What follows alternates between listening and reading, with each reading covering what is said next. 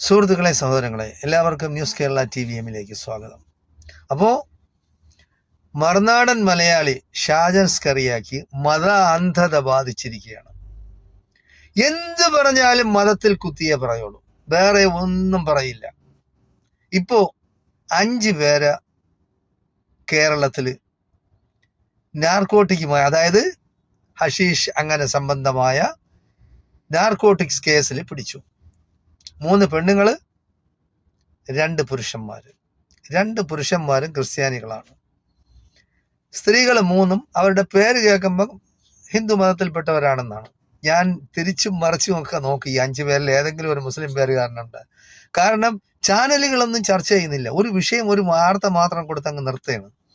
പിന്നെ നിഷ്പക്ഷമതികളായ കുറെ ചാനലുകൾ മാത്രമേ അതിനെപ്പറ്റി കൂടുതൽ വാർത്ത കൊടുക്കുന്നുള്ളൂ. ഇവിടെ അല്ലെങ്കിൽ മുസ്ലിം പേരുകാർ ആരെങ്കിലും ഉണ്ടായിരുന്നുവെങ്കിൽ രാവും പകലും ചാനലുകളിൽ ചർച്ചയാകുമായിരുന്നു. കാരണം 3 പേര് അധ്യാപകരാണ്, സ്ത്രീകൾ 3 പേരും അധ്യാപികമാർ. അധ്യാപകർ തന്നെ ഈ ഹഷീഷിന്റെയും ബാക്കി നാർക്കോട്ടിക്സിന്റെയും വിതരണക്കാരും മൊത്ത വിതരണക്കാരും ഉപഭോക്താക്കളുമായി വന്നാലുള്ള കാര്യം നമ്മൾ ചിന്തിക്കണം. അപ്പോ അവർ അധ്യാപികമാരാണോ? എന്തായാലും ശരി, അതായത് നമ്മൾ നടുങ്ങിപ്പോവും. യാതൊരു കാരണവശാലും ഇത് വിശ്വസിക്കാൻ പോലും കഴിയുന്ന അധ്യാപികമാർ നാർക്കോട്ടിക്സ് കൈകാര്യം ചെയ്യുകയും അവർ പിള്ളേരുടെ കുട്ടികളുടെ വിതരണം ചെയ്തു എന്നാണ്. കൊടുത്തത് 2 പേരും ക്രിസ്ത്യാനികളാണ്.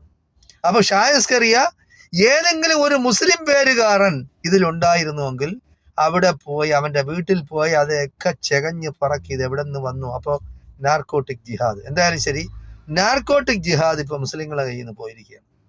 ഇപ്പൊ ലവ് ജിഹാദ് മാത്രമേ ഉള്ളൂ.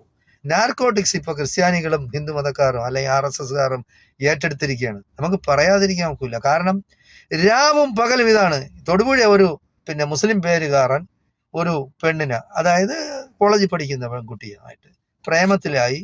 അപ്പോ അവൻ പറയുന്നു, ഈ സാധനം എവളെ മുഖാന്തരമാണ് എൻ്റെ കയ്യിൽ വന്നത്, അവളാണ് അതിന്റെ വിതരണക്കാരി. അവള് കരഞ്ഞു വിളിച്ച് നിലവിളിച്ച് പറയുന്നു, ഞാനല്ല അവനാണ്. അപ്പൊ ഇവരെയൊക്കെ ആരെ വിശ്വസിക്കാവും? ഞാൻ അതുകൊണ്ട് നേരത്തെ പറയുന്നതാണ്, ഈ നാർക്കോട്ടിക്സ് ആയിരുന്നാലും ഹഷീഷ് ആയിരുന്നാലും കഞ്ചാവ് ആയിരുന്നാലും ഈ കേസുകൾ, മദ്യമായിരുന്നാലും ശരി, മയക്കുമരുന്നായിരുന്നാലും ശരി, ഇതിലൊന്നും നിങ്ങൾ ക്രിമിനൽ വാസനയുള്ളതായിരുന്നാലും ശരി, ഇതിലൊന്നും നിങ്ങൾ മതങ്ങളെ കുത്തിത്തിരികരുത്.